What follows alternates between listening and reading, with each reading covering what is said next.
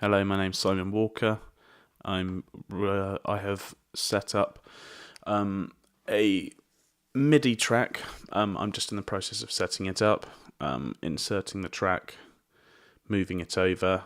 I'm going to record a saw bass line using a MIDI instrument. So I'm going into Ableton Live using the analog bass synth, and you can see me selecting it there.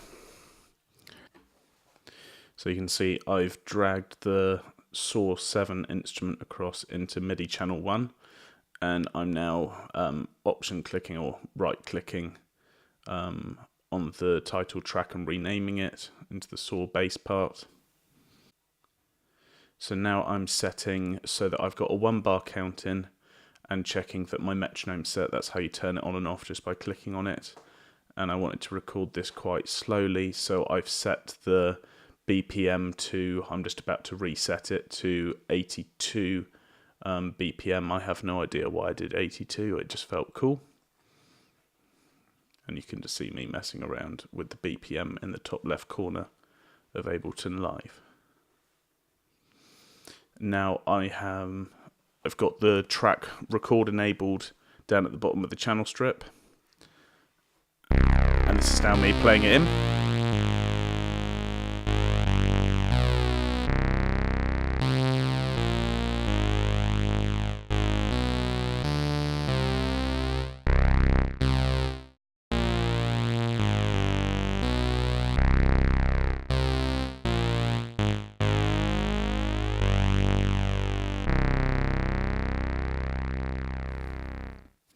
As you can hear, I made a few mistakes, a bit of scruffy playing, kind of on purpose, just to give me some stuff to edit, but also I'm not very good at playing certain things. I recorded this with an Ableton Push. Here we go, so this is what it sounds like.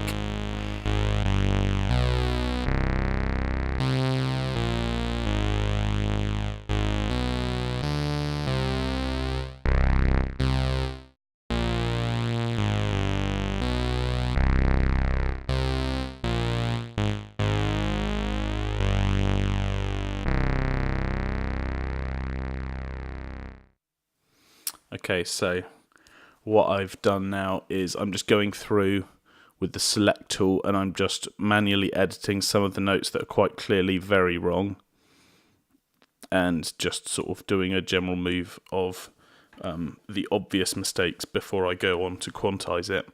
In case you didn't see in Ableton Live 9, to open up this MIDI piano roll down here, I just double clicked on the red saw bass track at the top of the channel strip.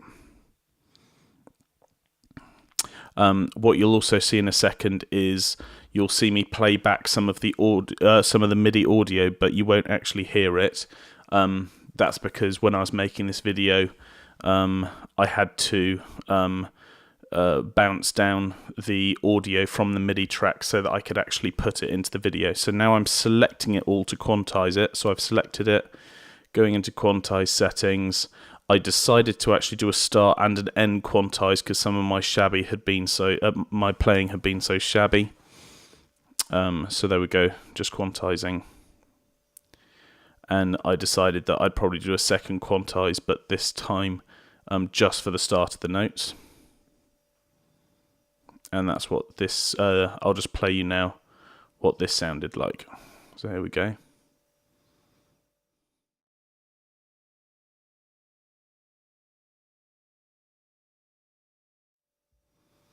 And this was how I was actually recording so that I could then bounce these tracks down. I was going into the arrangement view and actually recording them into the arrangement view, so there was a record of what I was doing.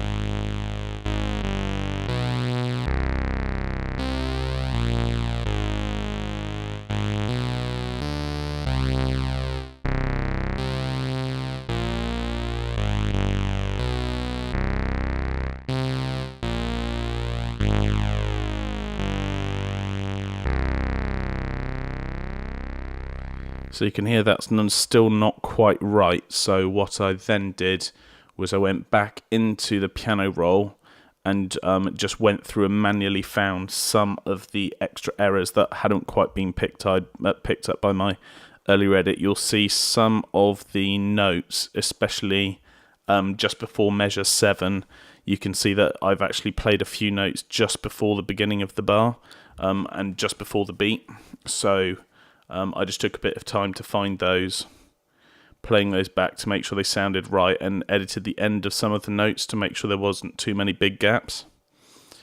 So these 2 notes here, that one and that one, they need a serious edit. And there we go, got that sorted. So I'm just using a click and drag tool. When you hold it over the end and the beginning of the note in Ableton, it then gives you a bracket so you can adjust the beginning and the end. With this one, the grid was just set wrong, so it kept trying to pull it out of where I needed it. So I just did a quick zoom in, and then you could see that that one was also out of position, so I just moved that one back in. And then you can see I'm just going to zoom out on the piano roll just so I can see the whole MIDI track. You click and then you slide your mouse or your fingers on the mouse pad up or down, depending as to if you want to zoom in or out.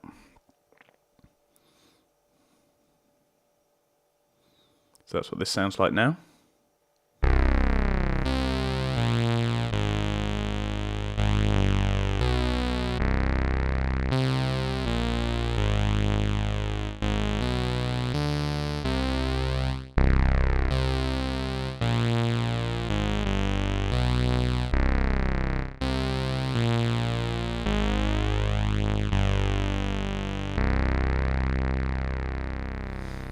So you can hear that's a lot tighter. I haven't played this with the click track, but it's quite a syncopated click track.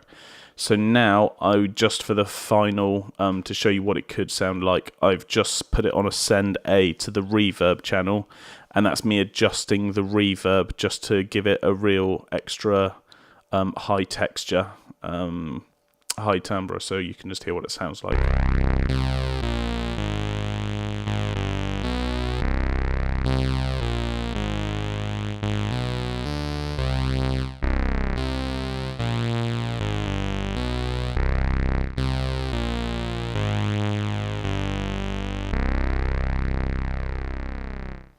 So you can just hear adding the reverb just gives it an extra professional quality to it. The tempo, I've also played that through now at 110 BPM, and you can hear obviously the bass line's a lot more fluent.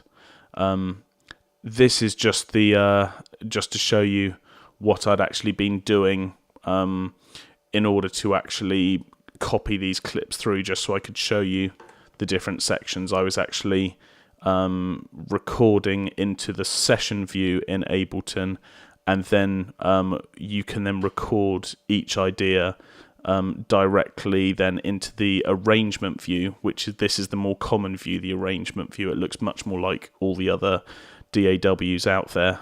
And then this gave me a record of all the different MIDI tracks that I'd done and all the different edits that I'd done.